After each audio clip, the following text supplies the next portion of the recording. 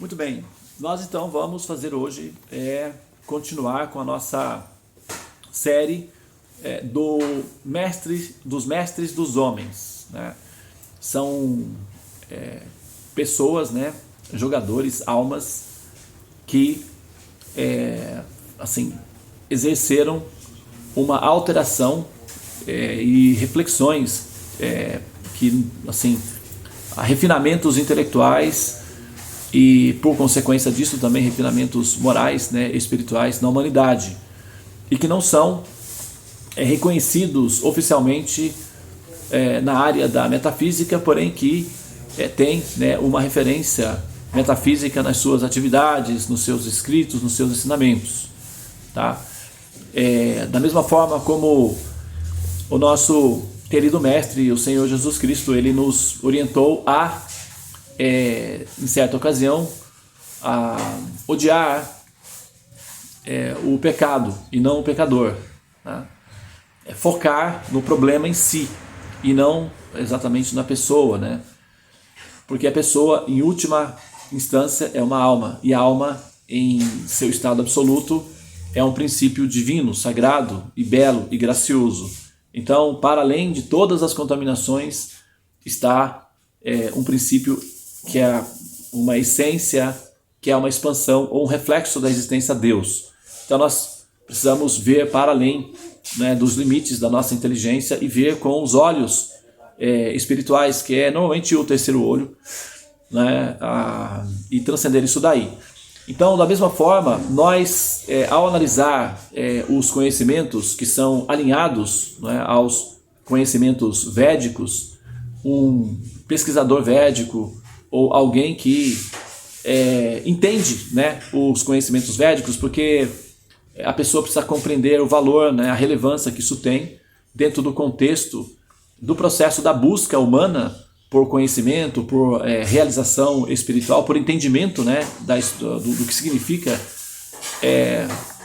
o processo da espiritualidade ou do refinamento do espírito, né, pode-se dizer assim.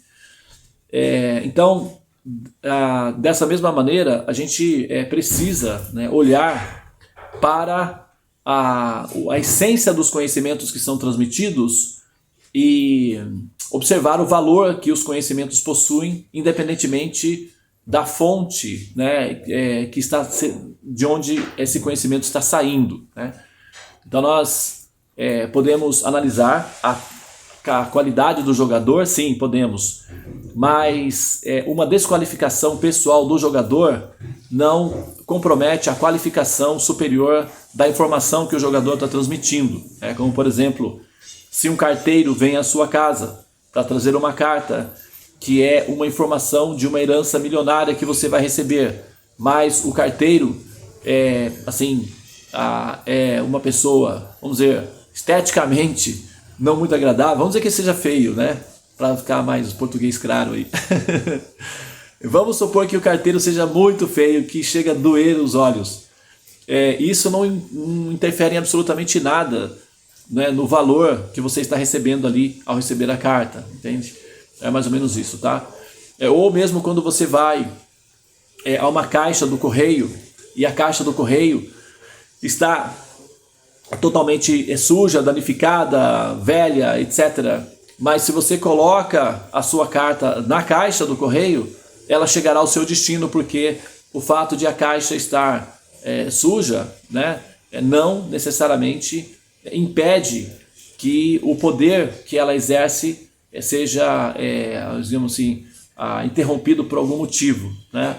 Ela vai funcionar, ou seja, a sua carta chegará ao destino, porque existe uma autoridade ali.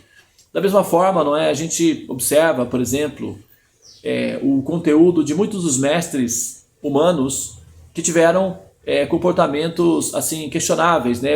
É muito comum assim quando você pega, por exemplo, os vídeos no YouTube, né, que fala sobre tem assim são vídeos populares que falam, por exemplo, fulano tal não é exatamente aquilo que você imagina que seja e tal. Aí vai lá, faz uma série de análises da vida da pessoa e verifica que, então, vamos supor, a pessoa tem algum problema lá, né, de, sei lá, de justiça, qualquer coisa assim, e faz esses vídeos. Então, quando nós estamos diante dos conhecimentos, nós precisamos ter a clareza de discernir, discernir as coisas, para não perdermos a essência. Então, dessa forma, nós vamos acabar nos prejudicando. Vou dar mais um exemplo só para finalizar e já vou entrar aqui no poema, né? Eu sempre dou esse exemplo porque, como eu vivencio muitas experiências, muitas não, mas algumas experiências em que, como eu sou o foco, né, de muitas pessoas que assim lidam comigo ou que interagem comigo por um motivo ou outro, então naturalmente uma pessoa, figura pública, né, independentemente do nível dessa atuação, ela acaba sendo um foco mais evidente, né? Então as minhas falhas aparecem com muito mais frequência, né, com muito mais evidência, e por isso eu sou mais sensível, né, a essa experiência. E as críticas, por exemplo, né, eu sou muito criticado, né, em muitas ocasiões eu sou muito criticado, e em algumas delas, porque assim, a gente, né, nós temos um processo de autocrítica e ao mesmo tempo temos um sistema de defesa para que essas críticas não sejam assim, não tenham o poder de nos autodestruir, né, de nos assim arrefecer, de tirar de nós o nosso entusiasmo de continuar se desenvolvendo. E existem críticas que são válidas e nós observamos elas com uma certa, com um certo respeito pela crítica, e mesmo que ela venha de uma maneira muito dura, nós pegamos a crítica, damos uma ajustadazinha nela, damos uma amaciada nela, uma lapidadazinha, fazemos um temperozinho e digerimos a crítica, porque aquilo vai ser bom, um remédio. Mas tem certas críticas que simplesmente é fruto da natureza descontrolada da mente humana. Então a gente precisa, sabe, se deixar passar. É como um toureiro, né? Ele está lá e ele tem que deixar o touro passar. É mais ou menos assim. Mas esse exemplo que eu vou dar agora, em função disso daí, por exemplo, imagina que nós agora somos espiritualistas e tal, né? Procuramos a paz, somos benevolentes, estamos tentando nos adaptar, não é, à ascensão. Nós estamos querendo ascender, na verdade nós estamos querendo evoluir a ponto de não haver a necessidade de nós precisarmos renascer novamente como seres humanos, e para isso nós precisamos ascender, né, a natureza humana. Bom, acontece que imagina que nesse momento nós estivéssemos indo, né, para Jerusalém, visitar, conhecer o Jesus, né? A gente ouviu falar sobre ele, que é uma pessoa assim e tal, né? Um mestre da paz que está trazendo o reino de Deus e a paz para a humanidade, etc. E nós chegamos lá e ele está, né, dando uma palestra, dando uma orientação para o público, e ele está falando o seguinte: eu vim não para trazer a paz, mas para trazer a espada. Eu separarei o pai do filho, a mãe da filha, o esposo da esposa. E aqueles que têm ouvidos, ouça. E aqueles que têm olhos, veja. Então, imagina que nós chegamos lá com uma expectativa, né? Porque tal, vai falar da paz. E aí nós chegamos nesse ponto e ele está dando essa orientação. Como que você se sentiria ouvindo isso? Mas não é tudo aquilo que eu imaginava que era. Porque falou lá que trouxe a espada e era para trazer a paz. E aí começa, entendeu? Então assim, a pessoa, ela precisa se esforçar muito para entender a informação, para que ela não faça rapidamente uma conclusão desafortunada. E para isso ela precisa de usar o máximo que tem da coerência. Então ela vai observando as explicações, ela vai ouvindo, e ela precisará de mais informação para juntar as peças, porque senão ela vai correr o risco naturalmente de fazer uma crítica desnecessária, não é? Ou, por exemplo, se a pessoa está querendo ver uma espécie de mestre zen budista, né, assim, sentado, fazendo a meditação e meio flutuando no ar e com a refulgência de luz e tal, e de repente nós chegamos lá e Jesus está no templo, derrubando as barracas, brigando com todo mundo, meio histérico e quem sabe aí, né, meio descontrolado. Então qual seria a nossa crítica? Ah, mas esse daí é que é o tal do Jesus? Ah, tô decepcionado, então vou embora. Então assim, nós precisamos observar o conhecimento e a gente precisa de uma certa distância para entender bem esse conhecimento. Como por exemplo, se você está no primeiro andar de um prédio, se o prédio é alto, tem 50 andares, se você está assim embaixo, você olha para cima, a sua visão é bem limitada. Então você precisa se afastar do prédio para ter uma noção da dimensão do prédio. Então os conhecimentos também são assim, você precisa ter uma certa visão da amplitude para poder fazer um julgamento apropriado com coerência, senão se corre o risco de fazer críticas desnecessárias, ou até infundadas, e até erradas, e até cometer injustiças também, né? No caso aqui do nosso herói, o João Pessoa, que eu estou mencionando isso daí pelo seguinte motivo. O João Pessoa, ele fez, né, ele criou um sistema diversificado semelhante às expansões de Krishna, né? Só que ele tinha um problema pessoal, que ele era dependente químico, ele era alcoólatra, né?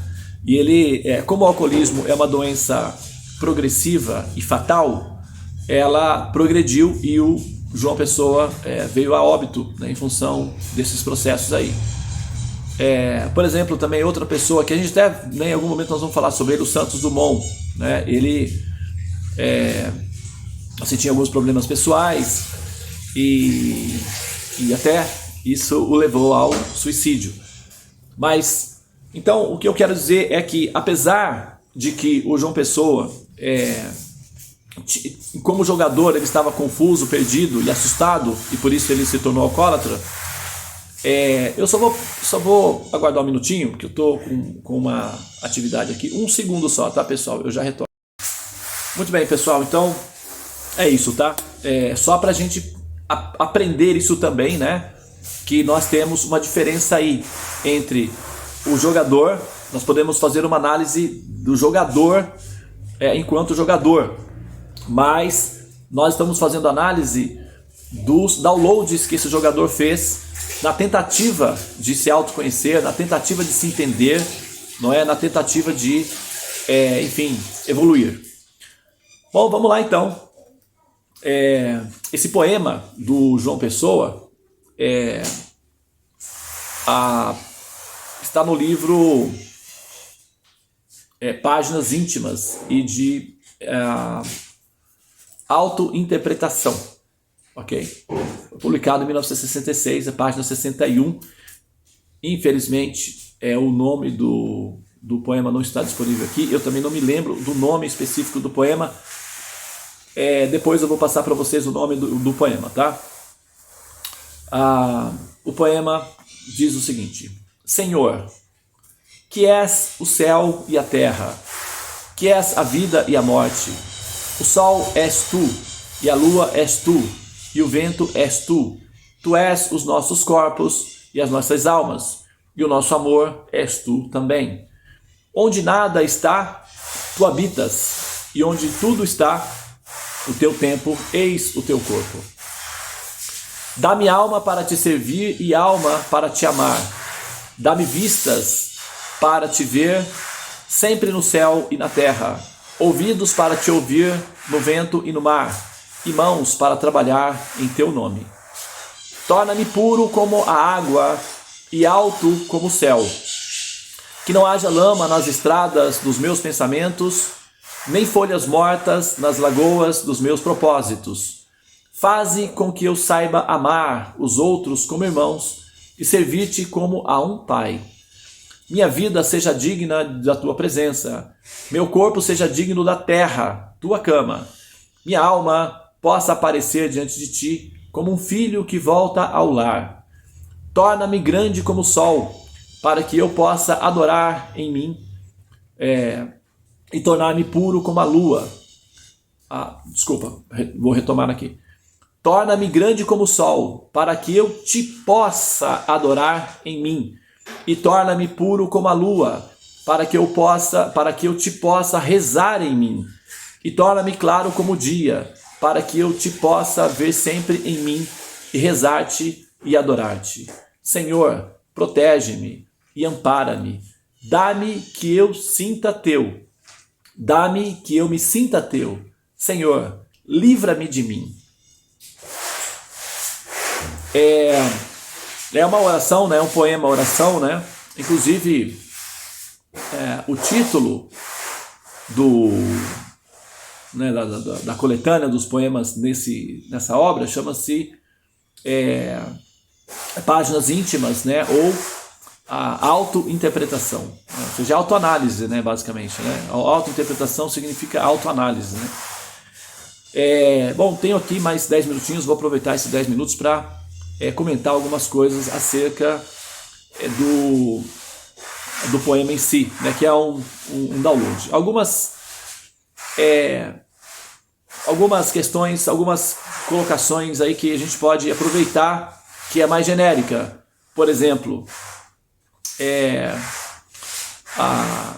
quando aqui no finalzinho do poema é dito da seguinte maneira: Senhor, protege-me e ampara-me.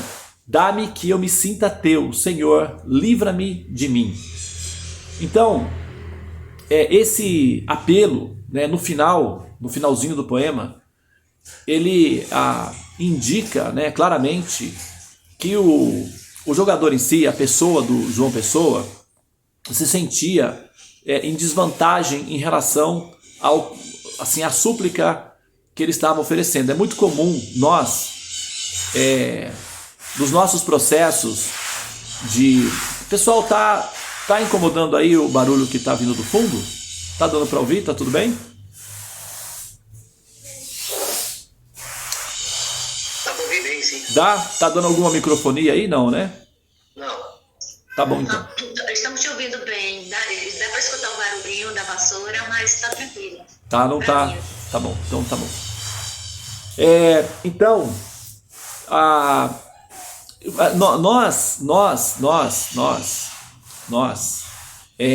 nós somos aprendizes. E aí a gente está indo aí, né, buscando e tal. Só que o que acontece? Tem um momento na nossa busca do Supremo, né, na nossa realização, porque a alma, intuitivamente, ela está em busca da sua realização. Seja uma formiguinha, seja um elefante, seja um diretor de uma grande nação, de uma grande empresa, seja um padre, uma freira, um sacerdote, sabe, um yogi místico, todos estão ocupados em evolução, todos, absolutamente todos. Nenhuma alma está não ocupada em evolução, até um mendigo que se entregou completamente às drogas, está na rua, no chão, falecendo de coma alcoólico no chão, lá em estado de agonia. Até essa alma está em estado de evolução, está evoluindo. Essa alma específica, né, dessa metáfora, está evoluindo no sentido reverso, ou seja, ela está aprendendo através do processo de decadência. Então a decadência produz conhecimento, porque a decadência produz sofrimento. E esse sofrimento naturalmente empurra a alma para fora dele. A alma não vai suportar esse sofrimento por muito tempo. Ela pode até curtir, né, desfrutar do prazer do sofrimento por algum tempo, mas como é artificial, chega um momento que isso incomoda e ela vai então buscar, né? Normalmente é assim que acontece com os processos de recuperação, seja nessa vida, seja na próxima, etc. Mas em algum momento a alma vai voltar à sua natureza original, porque isso é natural. Agora, na nossa busca de autorrealização, de evolução, chega um momento, que é uma fase bastante elaborada, em que nós nos predispomos a praticar algum tipo de exercício intelectual consciente para esse propósito, que é o retorno, que é o despertar. E nesse momento é onde nós aderimos a uma religião, ou a um pensamento religioso que seja, ou a um procedimento místico, um comportamento, não é assim, que seja entendido como sendo uma dedicação de realização espiritual, né? E aí nesse caso a pessoa adota para si um sadhana, que é uma disciplina pessoal na sua relação de reconexão com o Supremo, de reconexão com o Absoluto. Chama-se sadhana. E as religiões basicamente são processos de sadhana. Todas elas têm um método, não é que você tem que... às vezes você tem aí mecanismo de subir ao monte, de fazer as orações no monte, de observar jejuns, de observar uma métrica de estudos bíblicos, ou no budismo que você tem também os seus sadhanas, etc. Então todos os sistemas de religião basicamente são sadhanas, são disciplinas regulamentares que cultivam nos alunos, aprendizes, uma compreensão de que somos todos seres em evolução e que isso deve ser feito de maneira profissional e não de maneira amadora. Por exemplo, tem pessoas que são um pouco amadoras nesse processo. Então o que elas dizem? Porque eu vejo Deus em toda parte, eu estou com Deus em toda parte, não preciso parar para rezar, ou parar para me comunicar com Deus, eu já estou me comunicando com Deus a todo momento. E isso parece dar a sensação de que a pessoa é muito evoluída, mas na verdade ela consegue parar para dar atenção a uma mulher bonita, ela consegue parar para fumar um cigarro, ou parar para comer um prato de comida, ou consegue parar para verificar os próprios documentos ou a conta bancária. Ela consegue parar para várias coisas, mas ela não consegue parar para, diante de Deus, se comunicar, interagir assim de forma consciente. E isso é bastante amador, porque todos nós precisamos de sadhana, de disciplina, né? É como uma criança, por exemplo, dizer que eu não preciso ir para a escola, porque eu aprendo com tudo, sou autodidata. Isso pode funcionar por um tempo, mas não por todo o tempo, né? A não ser que ela seja de fato um gênio, né? O que é um pouco mais raro. Mas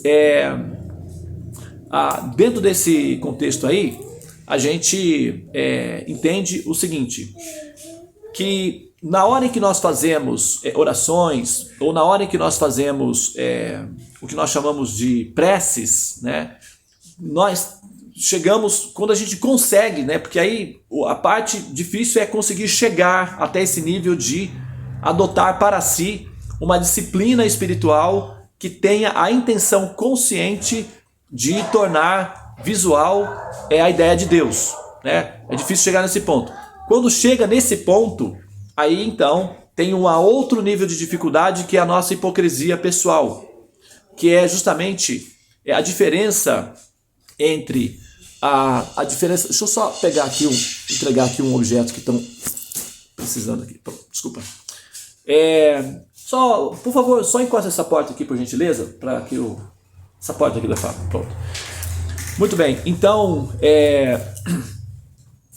quando chega nesse ponto em que nós precisamos interagir entre o que nós falamos e como nós aplicamos na nossa vida esse conhecimento, né? E isso, tecnicamente, na filosofia chama-se hipocrisia.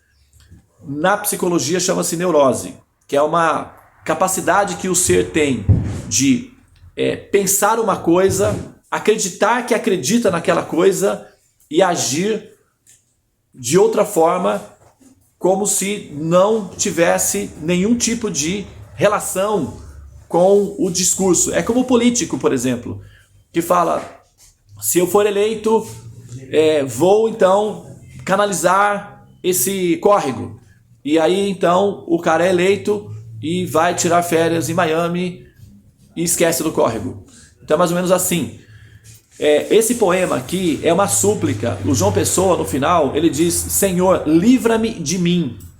Ou seja, ele está aqui admitindo que perante todas essas informações anteriores, toda essa glorificação anterior, todo esse desejo anterior de estar em contato com Deus, de ser uma referência em relação ao Supremo, de manifestar a existência de Deus, tem aí um grande problema, ele mesmo, que é o impedimento maior em relação a todas essas informações anteriores, né?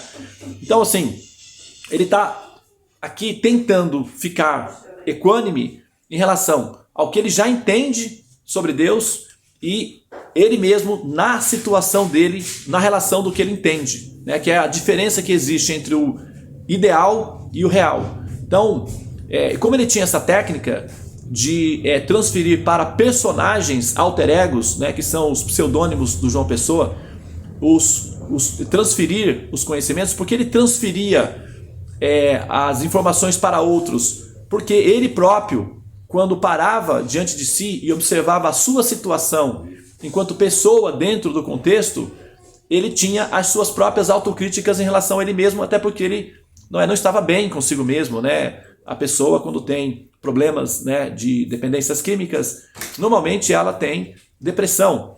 E isso não é algo que reflete o prazer da Ananda, da bem-aventurança da existência a Deus. E isso dá um efeito colateral. Então, para ele, ficava mais fácil transferir as realizações divinas para um outro personagem. E vivendo aquele outro personagem, que normalmente eram pessoas, né, sóbrias, sem vícios, pessoas, né, com uma certa, digamos assim, uma certa estrutura de personalidade. Então ele conseguia viver essa realidade através dos personagens que ele criava e transferia os downloads ali. Mas aqui a gente vê claramente isso daí, a tentativa, né, a súplica, a ansiedade, o desespero dele talvez, de assim, tornar-se equânime com o entendimento que ele tinha acerca da objetividade da vida e do princípio que é o processo de evoluir, né, espiritualmente. Senhor, protege-me, né, como nós falamos no Mahamantra, desperta-me, eleva-me, envolve-me, protege-me. Basicamente aqui, né, Senhor, protege-me e ampara-me, porque ao amparar, mantém a pessoa lá no alto. E dá-me que eu me sinta teu. Para que isso possa ser assim, para que nós possamos nos sentir integral ou íntimos ou relacionados com o Supremo, isso vai exigir de nós uma adaptação. E é essa adaptação que nos incomoda, essa adaptação que nos torna, que faz com que as coisas fiquem difíceis. E aí, devido à nossa, digamos, a nossa pré-indisposição em não nos adaptar, nós nos adaptamos à religião. Então nós passamos a ser pessoas religiosas e nos caracterizamos como pessoas seguidoras de uma religião. E isso é um ajuste psicológico que nos dá tempo, digamos assim, para que nós possamos pensar essa adaptação de maneira prolongada. Ou seja, a gente meio que se acomoda no cultivo da religião e nos sentimos sedados com isso, porque dá uma sensação de que está tudo ok, já estamos fazendo o que deve ser feito, e acabamos nos tornando abstratos ou superficiais em relação à aplicabilidade desses conhecimentos, que são as informações, que é realmente aquilo que nós de fato estamos buscando, e nos tornamos assim, mecânicos no curso da observação dos dogmas da religião em si, e nos esquecemos de fato do que significa a autorrealização. Então nesse momento, essa oração ela é muito precisa para todos nós, né? Na verdade é a súplica que todos nós devemos fazer e aproveitar o tempo que nós temos, porque nós não sabemos quanto tempo nós temos para ter essa realização, né? Nós precisamos eventualmente, diante do Senhor Supremo, fazer um reinventário moral das nossas próprias hipocrisias e falhas pessoais.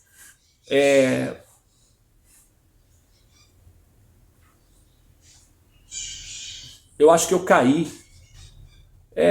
A internet. Tá. Bom, pessoal, eu vou gravar aqui no vídeo, tá? Para finalizar aqui, eu caí lá, que a internet acabou, mas a gravação continua aqui.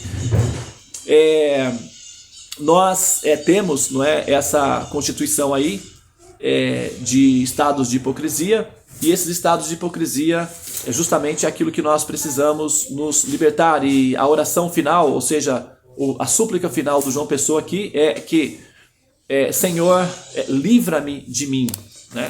Então nós precisamos de fato nos livrar. Opa, bateu aqui.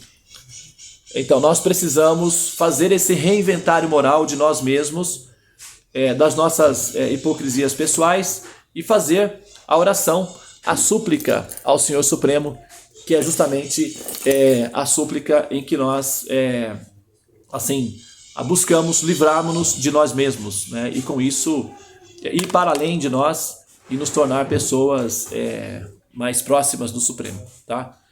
Muito bem, então eu vou encerrar aqui, são 30 minutos, né, de gravação, e a gente então conclui a dissertação nesse momento, tá bom?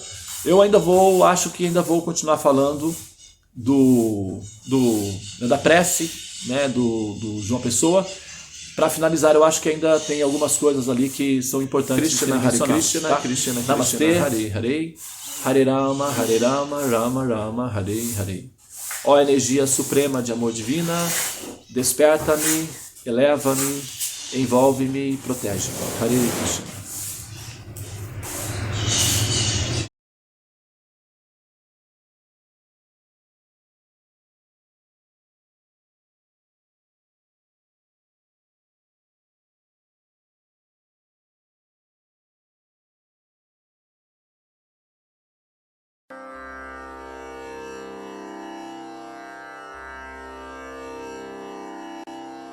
Hare Krishna, Hare Krishna, Krishna Krishna,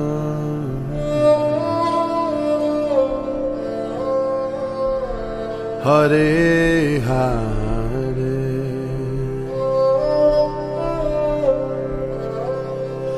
Hare Rama,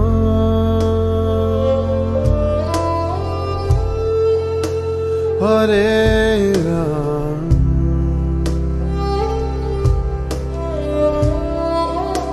Rama Rama,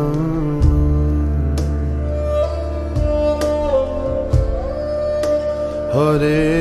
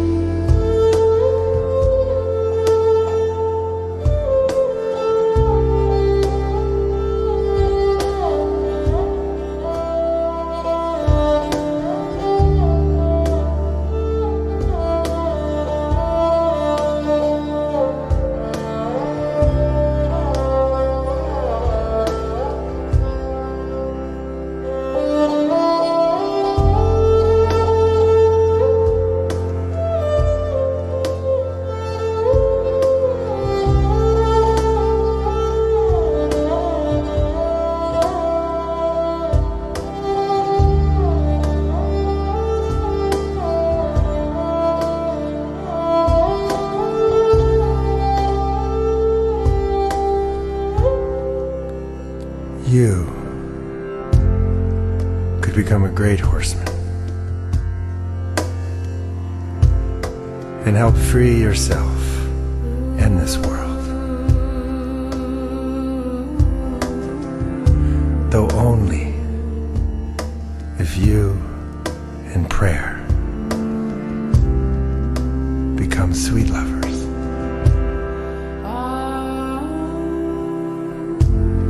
It is a naive man who does not think we are engaged in a fierce battle.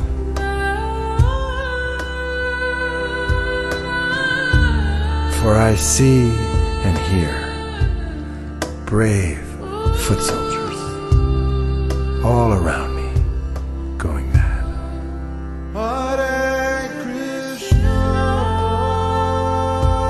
And falling on the ground in excruciating pain.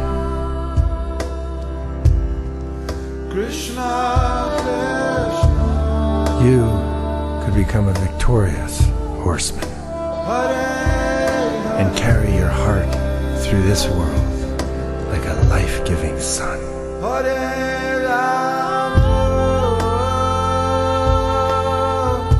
Though only if you and the Great Spirit become sweet lovers.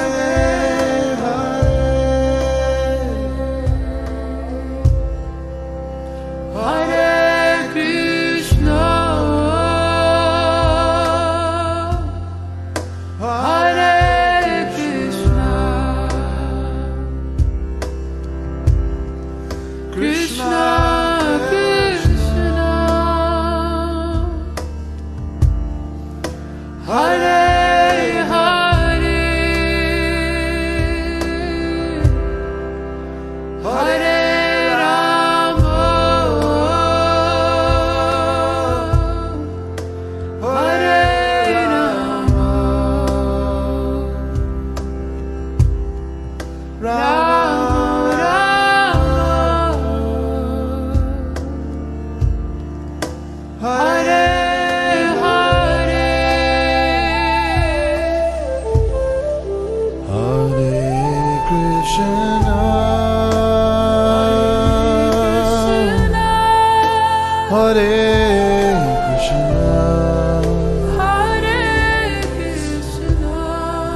Krishna,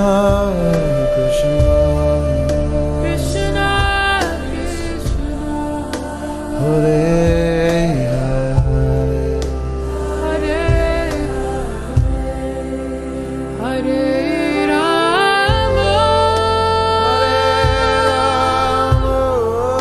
Hare Rama, Hare Rama,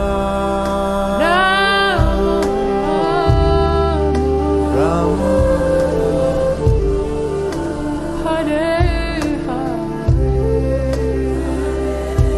take us home, Benji.